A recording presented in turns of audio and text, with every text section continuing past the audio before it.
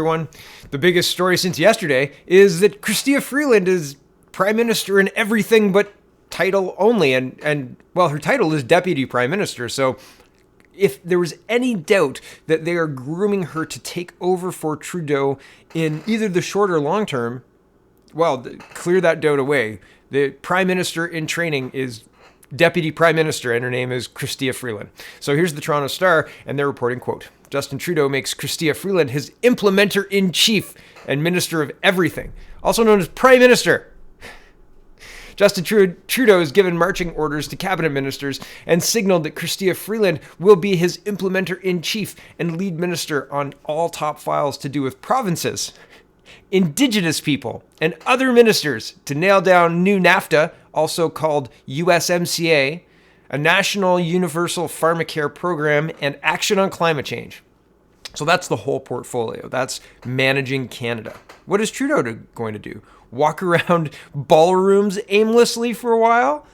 Talk shit in a corner about the President of the United States? Oh, wait, he's already done that. We don't have a king in Canada. I mean, except that Justin Trudeau's just kind of eked that out of the prime ministerial duties. Weird, right? Back to the article. Freeland already had the big titles, Deputy Prime Minister, Intergovernmental Affairs Minister, and a key player on cabinet committees, including chairing the Committee on Economy and the Environment. But now she's got explicit instructions to lead, quote, key cabinet work streams in the achievement of national commitments to Canadians. Trudeau wrote that her to-do list includes working with Ministers of Finance, Bill Morneau, and Health, Patty Hajdu, and renew health agreements to implement campaign promises to ensure that, quote, that every Canadian has access to a family doctor or primary health care team, set national standards for mental health services, make home care and palliative care more available, and continue to implement national universal pharmacare. So I just want to point out, when you're setting like the short and long-term goals, having all of these things listed may sound really good, but what it does is it spreads your focus far too wide. Are you going to meaningfully make progress on all of those portfolios in the file? Probably not. Probably not. And so where will you be 5 years from now? Just getting started on everything. Yeah, and I said 5 years from now, because there's no way you can get anything meaningfully done in a year or two on all of that stuff. It's far too packed. It's far too much. You focus on something, have goals daisy chained along the way. First, we're going to get this, and then we're going to build on that success and get this and this and this with a goal to go to this, right? It's just incredible. It's like scattershot. It's basically just writing down, throwing everything at the wall and saying, I hope they like this. And not having a plan for any of it, I don't think. Universal pharmacare, how are we going to pay for that? Palliative care, home care, mental health services. Good luck, right? People are more focused on needle exchanges and destigmatizing addiction, which in the light of an opiate crisis seems tone deaf and stupid. Back to the article. Freeland has already been the key point of contact for the government with the Prairie premiers since the federal election highlighted divisions in the country and the deep antipathy in the West towards the Trudeau Liberals. Now Trudeau's mandate letter for her outlines in detail that it's her job to work with the Environment Minister, John Wilkinson, to keep the Climate Action Plan, including the Liberals' price on carbon, on track and, in fact, boost it. Freeland is instructed to introduce additional carbon reduction measures that exceed current 2030 targets and firmly put Canada on trajectory to net zero emissions by 2050. Trudeau said he expects her to work closely with Seamus O'Regan, the minister in charge of the natural resources, including the oil and gas industry, but leaves little doubt that the direction the Liberal government sees for the industry, saying he wants to ensure the energy sector is a full partner in this transition to a cleaner economy, and that we continue our work to get our natural resources to world markets. Okay, I want to talk about this green plan, this green idea. It's interesting to me that they keep saying we're going to put together a green economy and we're going to shut down Alberta while we're doing it, and the transition's going to be really difficult, blah, blah, blah, blah, blah. Why not keep... If you have to replace a bridge, and a bridge is a really important piece of transport infrastructure, right? So if you have a bridge that thousands of people commute on every day, to replace the bridge, you don't put up signs saying bridge will be out for 6 weeks. Like, good luck, right? You build another bridge a small temporary bridge, and then you reroute the traffic and then fix the bridge or replace the bridge or whatever you have to do. What they're doing now, the comparison with the bridge is, why not build your green economy in not Alberta first? Keep Alberta running. Don't shut down the oil fields. Don't shut down the pipelines. Continue all of the stuff that, well, has been shut down essentially. And then build your green economy in like Quebec or Newfoundland or anywhere, really, anywhere other than Alberta. And then say, see all of this success, see all of this money that we're making in this new green economy. We can also do that for you. Rather than saying, that's hate speech if you disagree with me, but we're going to shut down the oil fields and then transition to a green economy. It seems like a dumb plan, just like everything else. It seems like a dumb plan. So what they're doing is, let's blow up this bridge. Bridge will be out for 6 to 8 weeks. Go look for a job somewhere else if you'd use it to commute. Sorry about your luck. Right? It just seems crazy. It just seems crazy. And it doesn't seem like a good plan at all. Okay, back to the article. I apologize. I'm going on lots of diatribes today, but that's okay. Here we go. On top of those hot button issues, Freeland is tasked to work with Public Safety Minister Bill Blair to introduce a national ban on all military-style assault rifles and work with the provinces and territories to give municipalities the ability to further restrict or ban handguns, big promises Trudeau made in the 2019 campaign. Now, I've talked a lot about gun control. I've talked a lot about the fact that this punishes legal gun owners and does nothing for the criminals who are shooting up Toronto and the greater Toronto area, GTA, and will do nothing to curb gun crime. They use the statistic 30% of legal guns have tied to crime, blah, blah, blah. That means 70% of legal, or 70% are illegal guns. Where are the illegal guns coming from? I've multiple times showed that even Bill Blair, even the current police chief, agree illegal guns, the guns that are being used predominantly in these gangland shootings, these crimes, are coming from the United States. The reason they're coming from the United States is because we do not control our southern border, and it's easy to walk over with shipments of guns. And everyone knows it. And a $500 gun, a $300 gun is worth thousands in Canada. Why? Because of the strict gun laws.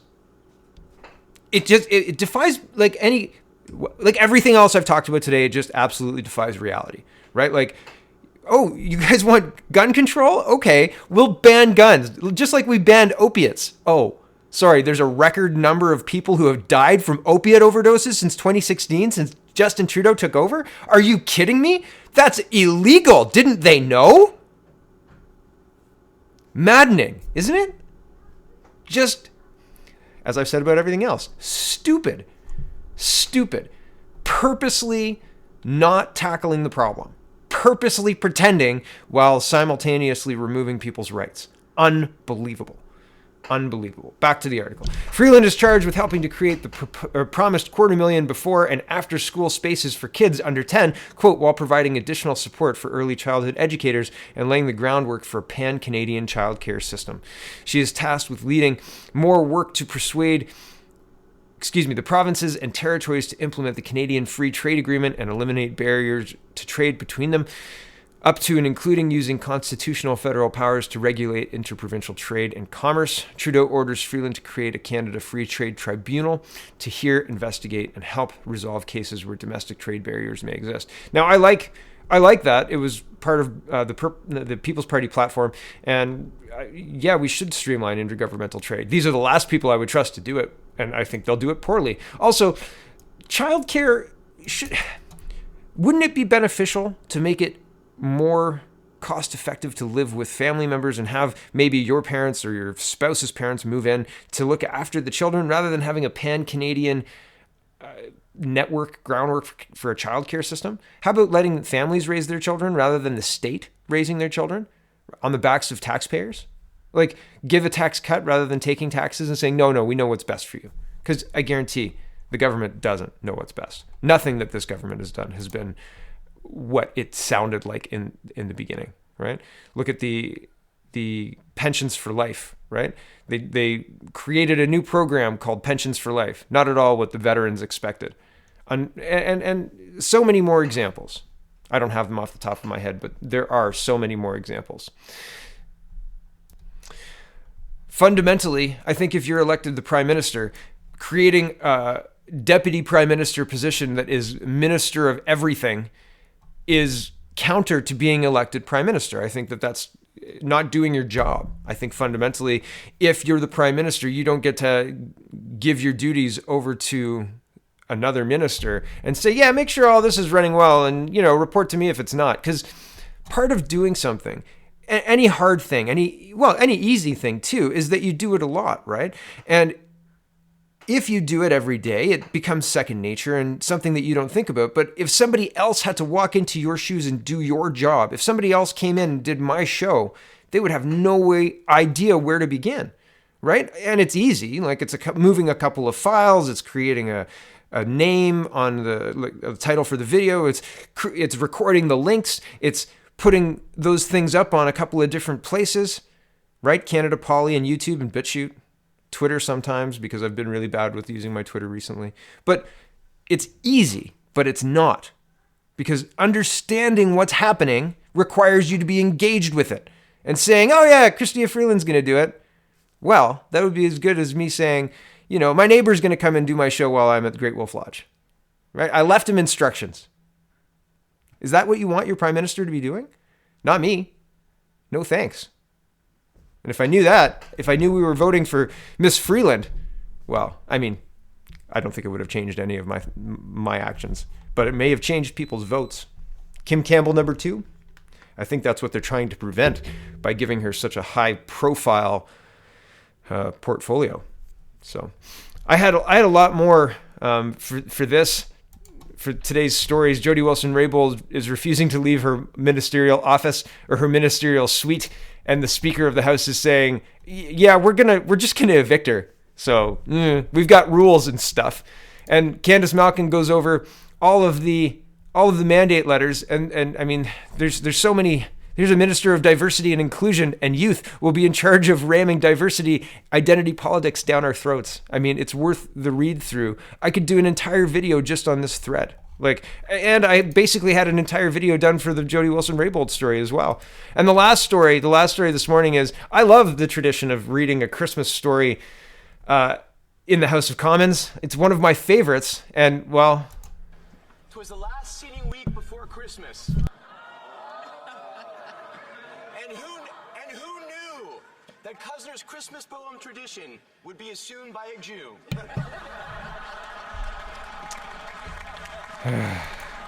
I mean, I don't like Anthony Housefather just because he was chairman of the Justice Committee, and justice did not get done on that committee. But if you're going to do a Christmas poem, do a Christmas poem. Don't, right? If there was a Hindu guy saying the Christmas poem at the end, I think if he shoehorned in his religion, it would be in bad taste too. So, I don't know. Watch it if you want to. Links in the description. Kind of happy holidays, the whole thing, right? Anyway, thanks for watching, everybody. This Chrystia Freeland story is a massive story. Massive story, and I don't think it's going to get much play. So, what are you going to do, right? Prime Minister in training. Put the training wheels on, and here she goes. It's offensive. I don't like it. Have a good day, everyone. Thanks for watching.